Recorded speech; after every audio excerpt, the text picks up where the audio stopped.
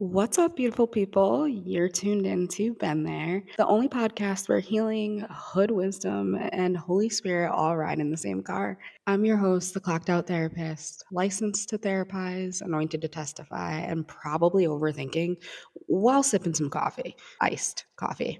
So, today we're talking about faith and change, not the cute, curated kind, the messy, unpredictable, why is this happening kind of change. So, let me give you something just to kind of get into your weekend.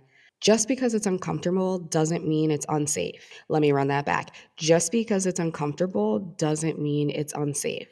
Uncomfortable is not the same as wrong. Sometimes God will shift your whole life, flip it upside down just to finally get you to move.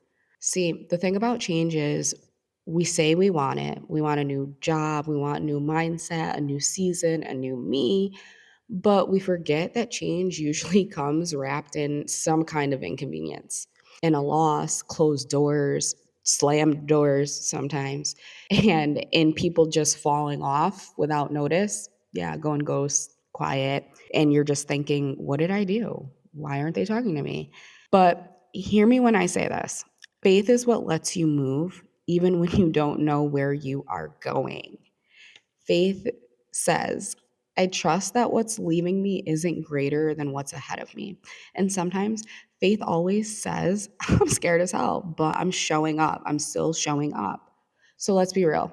Change will test you. It will make you question your worth, your timing, and your sanity. But change is also such a divine invitation to grow, to heal, and to let go of what was keeping you in this small box. Now, if you're in a season where everything feels like it's shifting, relationships, identity, peace, jobs, I need you to hear this. That's not chaos, that's construction. God is building something new in you, even if it looks like a hot mess right now. Here's the faith check in for the weekend. Ask yourself, what am I clinging to that God is trying to change?